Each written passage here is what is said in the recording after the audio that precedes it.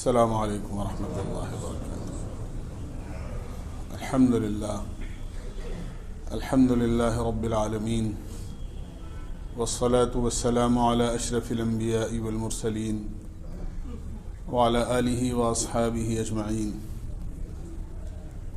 اما بعد فاعوذ باللہ من الشیطان الرجیم، بسم اللہ الرحمن الرحیم۔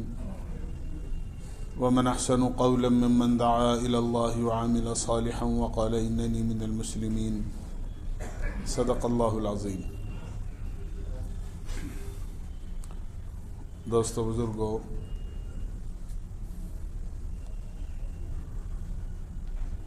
شعبان المعظم میں جو 15ویں شب میں آسمانوں پر فیصلے ہوتے ہیں، وہ سب ہمیں اپنی آخرت کو یاد دلانے کے لیے ہیں کہ آدمی دنیا میں اور دنیا کی ساز و سامان میں لگ کر اپنی آخرت کو نہ بھول جائے۔ اس لیے کہ اصل زندگی آخرت کی ہے۔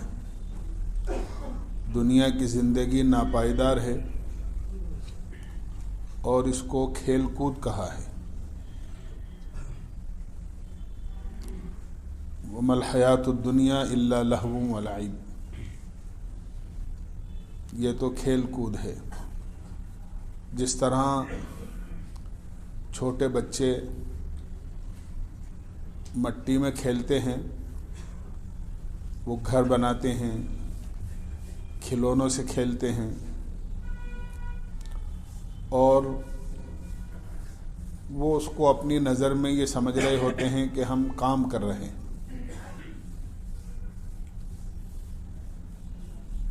اور جب شام ہوتی ہے اور گھر جانے کا وقت ہوتا ہے اور ماں باپ کی طرف سے تاکید ہوتی ہے کہ بھئی اب کھیل چکو، شام ہونے والی ہے، اپنے گھر آ جاؤ، تو بچے خود مٹی میں بنائے ہوئے گھروں کو توڑ دیتے ہیں، یا جن کھلونوں سے کھیلتے ہیں ان کو سمیٹ کر تھیلی میں ڈال کر ایک کونے میں رکھ دیتے ہیں۔ وہ اس کو کام سمجھ رہے ہوتے ہیں، لیکن ماں باپ جو ان سے 30 سال بڑے ہیں، 35 سال بڑے ہیں، وہ اس کو سمجھتے ہیں کہ یہ کھیل کود ہے۔ بالکل اسی طرح جو ہمارا خالق اور مالک ہے، وہ ہمارے سارے کاموں کو کھیل کود کہہ رہا ہے۔ جنہیں ہم کام سمجھ رہے ہیں، اللہ تعالیٰ ان کو کھیل کود کہہ رہا ہے۔ وَمَا الْحَيَاةُ الدُّنْيَا إِلَّا لَهْوٌ وَلَعِبٌ، کہ دنیا کی زندگی اور یہاں جو کچھ ہو رہا ہے یہ سب کھیل کود ہے۔ جس طرح کھیل کود کے بعد میں وہ سب چیزیں ختم ہو جاتی ہیں، سمٹ جاتی ہیں، ہر ایک کا یہ سب کچھ کھیل کود ایک دن سمٹنے والا ہے۔ ہر ایک کی موت پر تو اس کا سمٹ ہی جاتا ہے، لیکن اجتماعی طور پر قیامت میں سارا کھیل کود ختم ہو جائے گا۔ اسی لیے اللہ کے نبی علیہ الصلاۃ والسلام سے اپنے حیات طیبہ میں ایک مرتبہ شب برات میں قبرستان جانا بھی ثابت ہے، اور جب آپ سے پوچھا گیا کہ آپ شعبان میں اتنے روزے کیوں رکھتے ہیں، تو آپ نے فرمایا جب آخرت میں میرے بارے میں کوئی فیصلہ ہو تو میرا دل چاہتا ہے کہ میں روزے دار ہوں۔ اس سے پتہ چلا کہ آدمی کو اپنی آخرت یاد رکھنی چاہیے، اس لیے کہ اصل زندگی آخرت کی زندگی ہے۔ دنیا ختم ہونے والی ہے، کل من علیہا فان، ہر چیز یہاں فنا ہو جائے گی۔ رات دن چیزوں کا ختم ہونا اس بات کو یاد دلاتا ہے کہ دنیا کی زندگی فانی ہے۔ تھوڑی تھوڑی دیر میں ہم اس کا تجربہ کرتے رہتے ہیں۔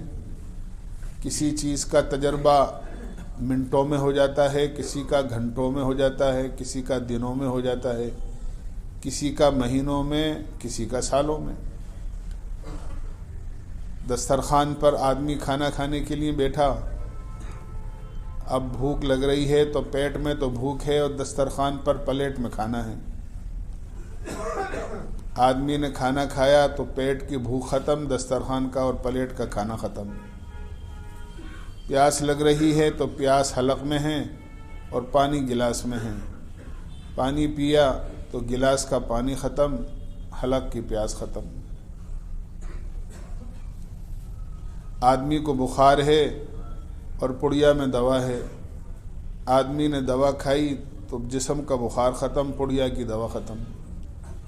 یہ اس قسم کے تجربات بہت سارے ہمیں دنیا میں سبق دیتے رہتے ہیں۔ میں نے عرض کیا نا، کچھ چیزیں جلدی ختم ہو جاتی ہیں اور ختم ہونے کا درس اور سبق دیتی ہیں۔ کچھ چیزیں، آدمی نے کپڑے سلوائے، مہینے 2 مہینے 6 مہینے اس کو پہنا، وہ کپڑے پھٹ جاتے ہیں، ختم ہو جاتے ہیں، پھر نہیں سلوانے پڑتے ہیں۔ آدمی نے جوتا پہنا، مہینے 2 مہینے میں جوتا ختم ہو گیا، دوسرا پہنا آدمی نے۔ آدمی نے گاڑی خریدی، 2 4 5 سال کے بعد میں وہ پرانی ہو گئی، یہ چلنے کے قابل نہیں رہی، دوسری گاڑی لے لی۔ تو کچھ چیزیں سالوں میں، کچھ مہینوں میں، کچھ دنوں میں، کچھ تھوڑے وقت میں ختم ہو کر ہمیں اس بات کا سبق دیتی ہیں کہ یہ دنیا ایک دن ختم ہونے والی ہے، یہ دنیا فانی ہے، یہاں کی کسی چیز کو کوئی چیز باقی نہیں رہے گی۔ اس لیے یہاں کی کسی چیز سے دل لگانا یہ خود ناسمجھی کی علامت ہے۔ جو چیز خود فنا ہو جانے والی ہے وہ دوسری چیز کے باقی رہنے کا کیا سبب بن سکتی ہے؟ ہاں، آخرت کی ہر چیز باقی رہنے والی ہے، وہاں کی زندگی کبھی ختم نہیں ہوگی۔ اسی لیے صحابہ کرام رضی اللہ عنہم اجمعین کو اللہ کے نبی علیہ السلام نے اور آپ کے واسطے سے ساری دنیا کو اس بات کا سبق دیا تھا کہ آدمی آخرت کی زندگی کو اصل زندگی سمجھے، کہ مجھے ہمیشہ وہاں رہنا ہے، مجھے ہمیشہ وہاں رہنا ہے۔ اس لیے سمجھداری کی بات یہ ہے کہ جس جگہ کو چھوڑنا ہو وہاں آدمی زیادہ پھیلاوا نہیں پھیلاتا، بلکہ ہر چیز کو سمیٹ کر رکھتا ہے۔ بعض لوگ سفر کر کے ایک شہر سے دوسرے شہر اپنے کاموں کے لیے جاتے ہیں، لیکن اپنے کاموں کو، اپنے سامان کو اس طرح سمیٹ کر رکھتے ہیں کہ آج ہی، بلکہ ابھی اگر کام ہو جائے تو صرف بیگ اور اٹیچی اٹھا کر اور ریل سے یا فلائٹ سے بس سفر کرنا باقی رہتا ہے۔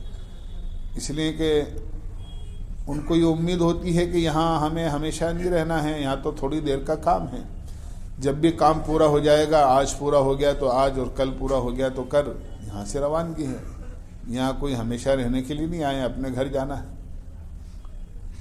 ہم سب جنت سے آئے ہیں اور ہمیں جنت میں جانا ہے، ہمارا اصلی گھر جنت ہے۔ اللہ تعالیٰ نے آدم علیہ السلام کو پیدا فرمانے کے بعد میں جنت ہی میں رکھا تھا، اور آدم اور حوا ہمارے ماں باپ سے یہ بات کہی تھی کہ تمہیں یہیں رہنا ہے۔ یا آدم اسکن انت وزوجک الجنت فکلا منہا رغدا حیث شئتما، کہ آدم علیہ السلام، ان کی بیوی، دونوں کے بارے میں فرمایا کہ وہ یہیں رہیں گے، اور ایک لمبے عرصے تک حضرت آدم علیہ السلام اور اماں حوا وہ وہیں رہتے رہے۔ ایک مصلحت خداوندی کے تحت اللہ نے دنیا میں بھیجا، تو ہمارا اصلی گھر تو وہ ہے۔ دنیا میں بعض لوگ ایک شہر سے دوسرے شہر چلے جاتے ہیں، بلکہ ایک ملک سے دوسرے ملک چلے جاتے ہیں، اور وہ کبھی بھی اپنے آپ کو وہاں کا باشندہ نہیں سمجھتے، حالانکہ برسوں ہو جاتے ہیں وہاں رہتے ہیں، کہ وہ وہاں کہتے ہیں آپ کہاں کے ہو، کہ ہم ہندوستان کے رہنے والے ہیں۔ ملک میں اگر کہیں جاتے ہیں تو وہ کہتے ہیں کہ ہم یو پی کے رہنے والے ہیں، ہم راجستھان کے رہنے والے ہیں۔ راجستھان میں کہیں جائیں کسی شہر میں تو کہیں گے ہم جے پور کے رہنے والے ہیں، جودھ پور کے رہنے والے ہیں۔ جو اپنا اصلی وطن ہے اسے بھولتے نہیں ہیں کہ بھئی ہماری زمین جائیداد، ماں باپ، رشتہ دار سب وہاں ہیں، ہم وہیں کے رہنے والے ہیں۔ یہاں کاروبار کے لیے آئے ہیں اس لیے یہاں رہتے ہیں، پھر اپنے وطن چلے جائیں گے۔ یہاں ہماری جاب ہے اس لیے آئے ہوئے ہیں، یہاں ہماری ملازمت ہے اس لیے ہم رہتے ہیں، جب ریٹائر ہو جائیں گے، جاب ختم ہو جائے گی، واپس اپنے وطن چلے جائیں گے۔ ایک مصلحت خداوندی کے تحت دنیا میں آئے ہیں، ہمیں لوٹ کر جنت میں جانا ہے، اس لیے ہماری اصل زندگی آخرت کی زندگی ہے، اس کو آدمی کو کبھی نہیں بھولنا چاہیے۔ اور یہ وہ آدمی کر سکتا ہے جو اپنی حقیقت کو ہمیشہ یاد رکھے کہ میں کچھ نہیں ہوں، مجھے اللہ نے مٹی سے بنایا ہے اور مجھے واپس مٹی ہی میں جانا ہے۔ اسی لیے میت کو دفن کرتے وقت میں ہم پڑھتے ہیں منہا خلقناکم، ہم نے اسی مٹی سے پیدا کیا ہے وفیہا نخرجکم، اور وفیہا نعیدکم، ہم اسی کے اندر تمہیں لوٹائیں گے اور پھر اسی سے دوبارہ تمہیں نکالیں گے۔ یہ اللہ تعالیٰ نے انسان کی حقیقت کو بیان فرمایا ہے کہ مٹی سے پیدا ہوئے ہو اور مٹی ہی میں تمہیں واپس لوٹ کر جانا ہے، لہذا تم مٹی کو مت بھولو، اصل تمہاری حقیقت مٹی ہے۔ اس کو ہمیشہ آدمی کو یاد رکھنا چاہیے، اور جو اپنی حقیقت کو یاد رکھتا ہے اللہ اس کی عزت کو بڑھاتے ہیں۔ میں بارہا سناتا رہتا ہوں، ایاز محمود غزنوی کے غلام تھے، نوکر تھے، ان کے درباری تھے، لیکن محمود کو بہت زیادہ محبت اور تعلق تھا ایاز سے، اور ان میں بڑی خوبیاں تھیں، بہت وفاداری تھی۔ اس میں سے ایک بات یہ بھی تھی کہ ایاز اپنی حقیقت کو نہیں بھولتے تھے۔ ایک دفعہ شکایت ہوئی کہ ایاز جب رات کو لوگ سو جاتے ہیں تو یہ تہہ خانے میں جہاں ان کا کمرہ ہے وہاں جاتے ہیں، ایک خاص الماری ہے، اس خاص الماری کو یہ کھولتے ہیں اور کچھ اس میں سے دیکھتے ہیں، پھر اس الماری کو بند کر دیتے ہیں، چابی اپنے پاس رکھتے ہیں، اس کی چابی کسی کو نہیں دیتے۔ ہمیں معلوم بھی نہیں ہے کہ اس میں ان کا کیا رکھا ہوا ہے، ہمیں شبہ ہے کہ کہیں ایسا تو نہیں ہے کہ یہ خزانے سے کچھ چپ چاپ سے بغیر اجازت لے لیتے ہوں اور اپنی الماری میں کچھ جمع کر رہے ہوں اور بادشاہ کو اس کی خبر بھی نہ ہو۔ جب شکایت بادشاہ کے پاس پہنچی تو بادشاہ نے ایاز کو بلا کر پوچھا کہ تمہارے بارے میں ایسی ایسی شکایت آئی ہے۔ تو ایاز کہنے لگے کہ یہ میرا پرسنل میٹر ہے، میری اپنا ذاتی سامان ہے، اس کے بارے میں کسی کو دخل دینے کی کیا ضرورت ہے۔ بادشاہ نے کہا کہ نہیں، تمہارے بارے میں کچھ غلط فہمی لوگوں کو ہو رہی ہے، آخر کیا ہے؟ تم ہمیں چابی دو، ہم اس کی تلاشی لوائیں۔ چنانچہ ایاز نے بادشاہ کے کہنے پر چابی دی اور اس کو باقاعدہ چیک کیا گیا، دیکھا تو الماری میں کچھ نہیں ہے، ایک پرانی سی لنگی رکھی ہوئی ہے، ایک پرانا سا کرتا رکھا ہوا ہے، ایک پرانے سے جوتے رکھے ہوئے ہیں۔ جب لوگوں نے آ کر یہ کہا کہ جی وہاں تو کچھ نہیں ہے، وہاں تو یہ چیزیں رکھی ہوئی ہیں، تو بادشاہ نے ایاز سے کہا کہ یہ چیزیں تمہاری الماری میں رکھی ہوئی ہیں، یہ تو کوئی ایسی قیمتی چیز نہیں ہے جس کو تم روزانہ رات کو کھولو اور دیکھو کہ کیا چیز غائب ہوئی، کیا چیز ہے کیا نہیں ہے، یہ تو کوئی ایسی خاص چیز نہیں ہے، اگر کوئی خاص چیز تم نے اس میں چھپا رکھی ہو تو بتاؤ۔ کہنے لگے بادشاہ سلامت، میں نے چابی آپ کو دے دی ہے، آپ پوری الماری کی تلاشی دلوا لیں، آپ خود پتہ چل جائے گا کیا ہے کیا نہیں ہے۔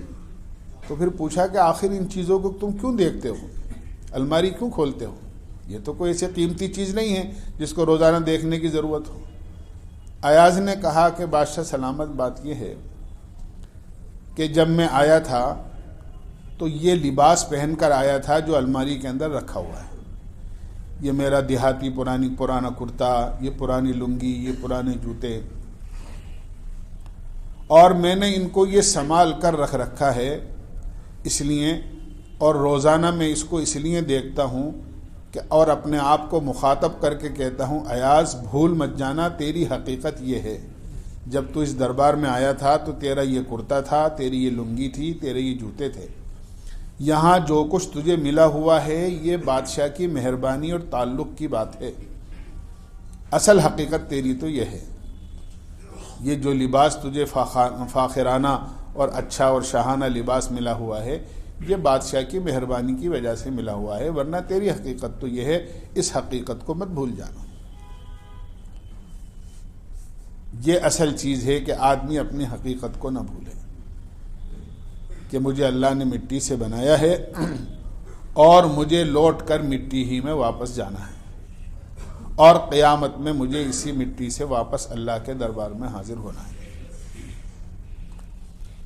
آخرت میں جو کام آنے والی چیزیں ہیں، انسان تو مٹی سے بنا ہے، یہ تو مٹی میں چلا جائے گا اس کا جسم تو، لیکن اصل اس کے اندر کا جو سرمایہ ہے وہ ایمان ہے، وہ قرآن ہے، وہ نماز ہے، وہ اچھے اعمال ہیں، وہ اللہ کا تعلق ہے، وہ اللہ کے نبی علیہ الصلاۃ والسلام کی سنتوں کا اہتمام ہے. یہ اعمال ہیں. ان اعمال کا قیامت میں وزن ہوگا، اور جس کا پلڑا وزنی ہو جائے گا نیکیوں کا، اس کے بارے میں جنت کا فیصلہ ہو جائے گا، اور جس کا نیکیوں کا پلڑا ہلکا ہو جائے گا وہ جنت سے محروم ہو جائے گا. قرآن کریم میں ایک جگہ نہیں بلکہ جگہ جگہ اللہ تعالیٰ نے فرمایا فمن ثقلت موازینہ فہو فی عیشۃ راضیہ، فہو فی عیشۃ راضیہ، کہ جس کا اعمال کا پلڑا اور جس کی ترازو کا پلڑا وزنی ہو گیا وہ آرام میں، عیش میں، جنت میں رہے گا. اور جس کا نیکیوں کا پلڑا ہلکا ہو گیا ومن خفت موازینہ فامہ ہاویہ، اس کا ٹھکانہ تو جہنم ہے. اصل فکر اس بات کی ہونی چاہیے کہ قیامت میں میری نیکیوں کا پلڑا ہلکا ہوگا یا وزنی ہوگا. میرے اعمال نامے مجھے سیدھے ہاتھ میں ملیں گے یا الٹے ہاتھ میں ملیں گے. قیامت میں اللہ کے سامنے جاؤں گا تو پل صراط پر سے میں آسانی کے ساتھ پار ہو جاؤں گا یا وہاں کسی وجہ سے اٹک جاؤں گا. اللہ کے سامنے جب میری پیشی ہوگی تو وہاں مجھے کچھ سوالوں کے جوابات دینے پڑیں گے. ان سوالوں کے جواب کی میں نے تیاری کری ہے یا نہیں ہے، میرے لیے وہاں کیا چیز کام آنے والی ہے، مجھے اس کی تیاری کرنا ہے. اس لیے اللہ نے دنیا میں بھیجا ہے. دنیا اطمینان کی جگہ نہیں ہے بلکہ دنیا تو امتحان کی جگہ ہے. اطمینان تو اللہ تعالیٰ نے اپنی یاد میں رکھا ہے. الا بذکر اللہ تطمئن القلوب، کہ اللہ نے اپنی یاد میں اور اپنے حکم کو پورا کرنے میں اپنا اطمینان رکھا ہے، دلوں کا اطمینان رکھا ہے. ورنہ دنیا کی چیزیں تو امتحان کے لیے ہیں کہ آدمی ان میں لگ کر چیزوں ہی کو یاد رکھتا ہے یا چیزوں کے بنانے والے کو یاد رکھتا ہے. ایک طرف چیزیں ہیں اور ایک طرف چیزوں کا بنانے والا ہے. اگر آدمی چیزوں میں لگ کر صرف چیزوں کو یاد رکھتا ہے، بنانے والے کو بھول جاتا ہے، تو یہ سمجھو کہ یہ امتحان میں ناکام ہو گیا. اور جو آدمی ان چیزوں میں لگ کر چیزوں کے بنانے والے کو یاد رکھتا ہے کہ نہیں یہ چیزیں خود نہیں بنی ہیں بلکہ یہ کسی کے بنانے سے بنی ہیں، اور بنانے والا بہت بڑا خدا ہے، وہ ساری طاقت کا مالک ہے، ساری قدرت کا مالک ہے، لہذا مجھے اسے ہی یاد رکھنا چاہیے، اس کو نہیں بھولنا چاہیے. سب سے بڑا نقصان اللہ کو بھلا کر زندگی بسر کرنا ہے. سب سے بڑا نقصان کی بات یہ ہے کہ آدمی بنی ہوئی چیزوں میں لگ کر یا بنی ہوئی چیزوں کے درمیان میں بنانے والے کو بھول جائے. یہ سب سے بڑے نقصان کی بات ہے. اس لیے کہ اللہ تعالیٰ نے تو یہ بات اپنے پورے تمام بندوں سے فرمائیے، وَهُوَ مَعَكُمْ أَيْنَمَا كُنْتُمْ، وہ تمہارے ساتھ ہے جب بھی اور جہاں بھی تم ہو۔ بس اتنی بات ہے کہ وہ نظر نہیں آتا، لیکن تمہاری ایک ایک حرکت اور تمہارا ایک ایک عمل اور ایک ایک تمہاری جو بھی تم کر رہے ہو وہ سب اس کے سامنے ہے، کوئی چیز اس کی آنکھوں سے اوجھل نہیں ہے۔ آیت الکرسی میں اللہ تعالیٰ نے فرمایا ہے لا تأخذہ سنۃ ولا نوم، نہ اسے اونگ آتی ہے نہ اسے نیند آتی ہے، نہ اسے اونگ آتی ہے نہ اسے نیند آتی ہے، پلک جھپکنے کے برابر بھی وہ کسی سے غافل نہیں ہوتا۔ وما ربک بغافل عما تعملون، جو کچھ تم کرتے ہو قرآن کریم میں اللہ نے فرمایا وہ تمہارے اعمال جو ہیں، جو تمہارے کیے جانے والے کام ہیں، اس سے ہرگز غافل نہیں ہے۔ تم یہ مت سمجھو کہ تمہیں کوئی دیکھ نہیں رہا ہے، تمہارے کاموں سے کوئی واقف نہیں ہے، اس کو سب کچھ پتہ ہے۔ ہاں اتنی بات ہے کہ وہ پردہ پوشی کیے ہوئے ہیں، وہ پردہ ڈالے ہوئے ہیں، جس طرح اس نے ہمارے جسم کی گندگی پر پردہ ڈال رکھا ہے۔ آدمی کو اللہ تعالیٰ نے ایک کھال کی چادر پہنائی ہے اور ایک کھال کی چادر اڑائی ہے، اس کھال کی چادر میں ساری گندگیاں چھپی ہوئی ہیں، ورنہ ذرا سی کھال چھلتی ہے اور خون نکلتا ہے، اور ساری دنیا کے علماء کا اتفاق ہے کہ بھئی خون ناپاک ہے۔ ذرا سی کھال ہٹی تو خون نکلا، معلوم پتہ چلا کہ خون نکل کر بہہ گیا، تو بنا بنایا وضو جو سردی میں ٹھنڈے پانی سے کیا تھا پتہ چلا وضو ہی ٹوٹ گیا۔ کیا ہوا کہ کچھ نہیں ہوا، خالی ذرا سی کھال ہٹی تھی اور وہاں سے خون نکل گیا تو وضو ہی ٹوٹ گیا، ناپاکی نکل گئی۔ تو جس طرح جسم کی ناپاکی کو اللہ تعالیٰ نے کھال کے ذریعے سے چھپا رکھا ہے، ایسے ہی اللہ تعالیٰ نے اپنی قدرت سے آدمی کے اعمال کے اوپر پردہ ڈال رکھا ہے۔ جہاں اس کے 99 نام ہیں صفاتی، وہاں ایک نام ستار بھی ہے اللہ کا، کہ وہ پردہ پوشی کیے ہوئے ہے، پردہ پوشی کرنے والا ہے۔ آج اگر وہ ہمارے وہ اعمال جو ہم یہ سوچ کر کہ یہاں کوئی ہمیں نہیں دیکھ رہا ہے، اس وقت رات کا اندھیرا ہے، اس وقت تنہائی ہے، آدمی جو کچھ کرتا ہے یا جو کچھ سوچتا ہے اور اپنے دماغ میں پلان بناتا ہے اور جو کچھ خیالات اس کے دل میں آتے ہیں، اگر اللہ ان خیالات کو جو کچھ ہم سوچتے ہیں تنہائی میں اپنے لیے یا کسی اور کے لیے، یا جو کچھ تنہائی میں یا رات کے اندھیرے میں یہ سوچ کر کہ اس وقت میں ہمیں کوئی نہیں دیکھ رہا ہے کر گزرتے ہیں، اگر وہ لوگوں کے سامنے آ جائیں تو ہمارے اور آپ کا کسی کو صورت دکھانا مناسب نہ ہو۔ یہ ہر آدمی کے اپنے گریبان میں منہ ڈالنے کی بات ہے، دیکھنے کی بات ہے کہ ہمارے جو دل کے خیالات ہیں، ہمارے تصورات ہیں، ہمارے جو جذبات ہیں، جو ہمارے دلوں کے اندر پیدا ہوتے ہیں، جو پلان ہم بناتے ہیں، جن چیزوں کو ہم سوچتے ہیں، اگر وہ دنیا کے سامنے ظاہر ہو جائیں تو کوئی ہم سے بات کرنا، اپنے پاس بٹھانا گوارا نہیں سمجھے۔ یہ تو اللہ کی ستاری ہے کہ اللہ نے سب کچھ جاننے کے باوجود ہمارے اعمال پر، ہماری سوچ پر پردہ ڈال رکھا ہے۔ لیکن یہ بات نہیں ہے کہ اللہ ہم سے غافل ہے، اللہ تعالیٰ کو سب پتہ ہے، اور قیامت میں دودھ کا دودھ پانی کا پانی سامنے آ جائے گا، جو کچھ آدمی نے کیا ہے وہ سب کچھ ظاہر ہو جائے گا۔ قرآن کریم میں اللہ تعالیٰ نے صاف طور سے فرمایا ہے فَمَن يَعْمَلْ مِثْقَالَ ذَرَّةٍ خَيْرًا يَرَهُ وَمَن يَعْمَلْ مِثْقَالَ ذَرَّةٍ شَرًّا يَرَهُ، ذرہ برابر بھی کوئی نیکی کی ہوگی تو وہ بھی سامنے آئے گی، اور ذرہ برابر کوئی برائی کی ہوگی تو وہ بھی سامنے آئے گی۔ قرآن کریم میں دوسری جگہ اللہ نے فرمایا وَنَزَعُ الْمَوَازِينَ الْقِسْطَ لِيَوْمِ الْقِيَامَةِ فَلَا تُظْلَمُ نَفْسٌ شَيْئًا وَإِنْ كَانَ مِثْقَالَ حَبَّةٍ مِّنْ خَرْدَلٍ أَتَيْنَا بِهَا، کہ ہم قیامت میں میزان عدل انصاف کی ترازو قائم کریں گے، اور کسی نے ذرہ برابر بھی کوئی نیکی کی ہوگی، کوئی عمل کیا ہوگا، کوئی برائی کی ہوگی، وہ سب کچھ ہم سامنے لے کر آئیں گے، اتینا بہا، ہم اس کو سامنے لائیں گے، اور وہاں انصاف کی ترازو ہوگی۔ ایک طرف برائیاں ہوں گی، ایک طرف نیکیاں ہوں گی۔ جس کی نیکیوں کا پلڑا جھک جائے گا وہ جنت میں چلا جائے گا، اور جس کی برائیوں کا پلڑا جھک جائے گا وہ جہنم میں چلا جائے گا۔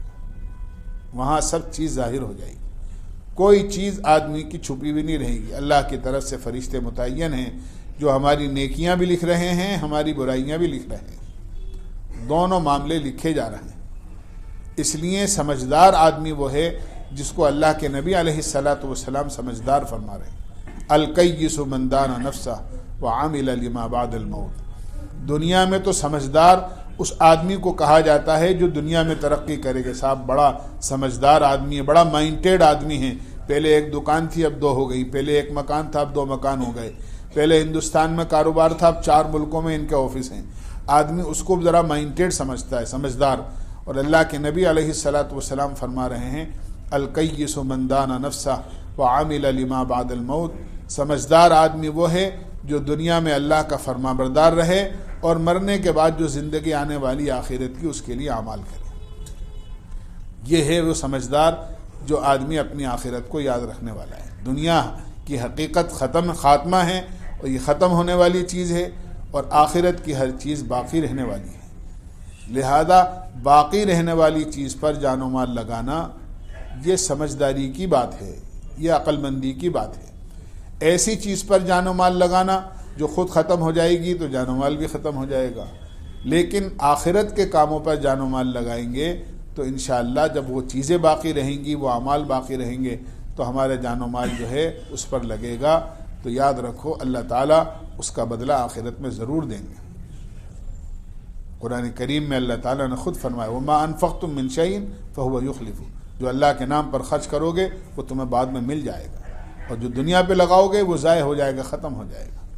اللہ ہمیں سمجھنے کی اور عمل کی توفیق نصیب کرے۔ وآخر دعوانا